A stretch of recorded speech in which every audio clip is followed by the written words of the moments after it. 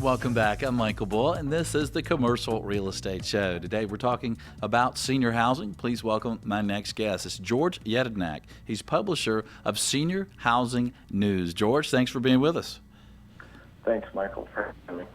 George, in some of the sectors out there, like multifamily, there's been some talk of affordability issues, and it seems like that's maybe even is that a bigger concern in senior housing that your guests, your customers your tenants, whatever you call them, that can afford the senior housing properties?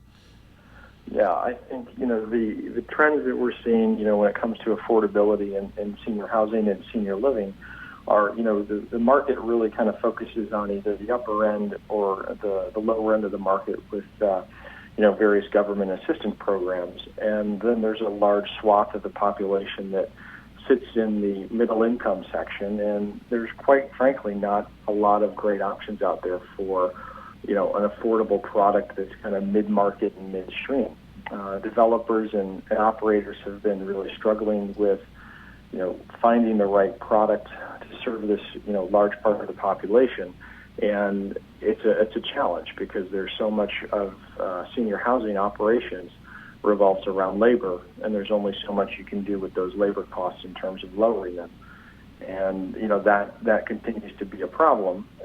Dovetail that with the lack of savings for the average American really kind of compounds the problem when you have limited options for affordable housing on a monthly basis, but then also a limited well of cash and money to spend, as we all age throughout the process.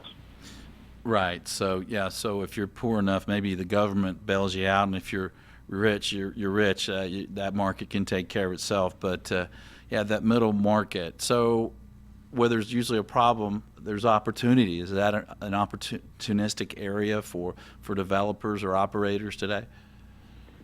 It's an amazing opportunity for someone who can solve that puzzle. I think there's a lot of really smart people that are focusing on that problem today, and there is no one has come up with the holy grail or the silver bullet when it comes to this. So I think there's a lot of people looking at it, and it's a challenge for everyone. But with those challenges becomes opportunities, as you said, and I think a lot of part of the solution going forward is going to be a real dependence on using technology to help lower those costs, from an operation standpoint, to deliver that product in an affordable, accessible manner for many people.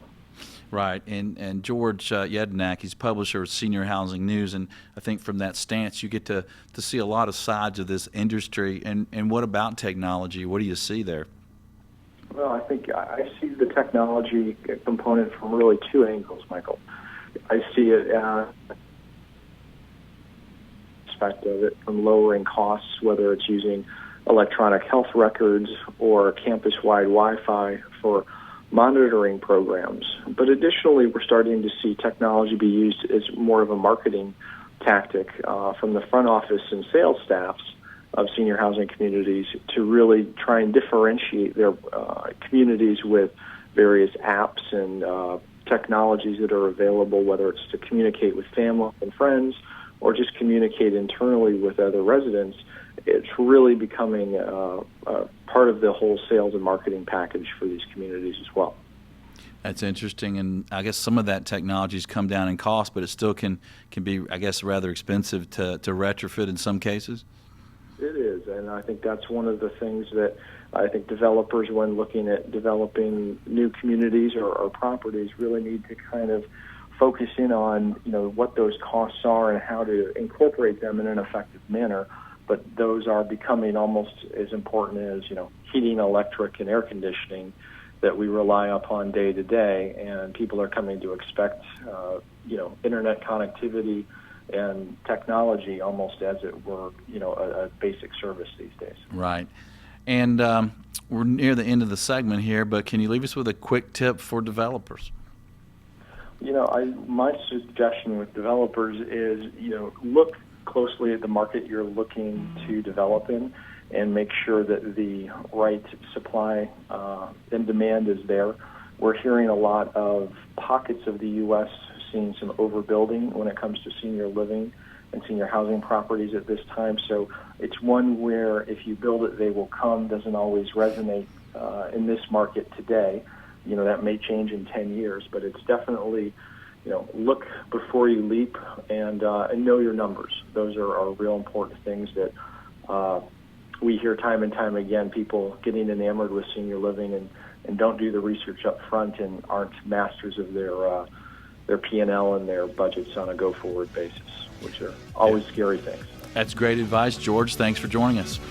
Thanks, Michael. Great to be here. Yeah, and it's interesting. You think about changing demand. You think about changing technology. You talk about rising interest rates. Hopefully down the road, is it time to sell? Stay tuned. We'll talk about that. I'm Michael Bull. This is the Commercial Real Estate Show. We'll be right back. The Commercial Real Estate Show is brought to you by Bull Realty, Asset and Occupancy Solutions. Xceligent, building data everywhere. CCIM Institute, the industry's global standard for professional achievement. Valuate, easily share what-if analysis with colleagues online. And First Service Solutions, your CMBS borrower advocate. For more information on how these businesses may be of service to you, visit creshow.com.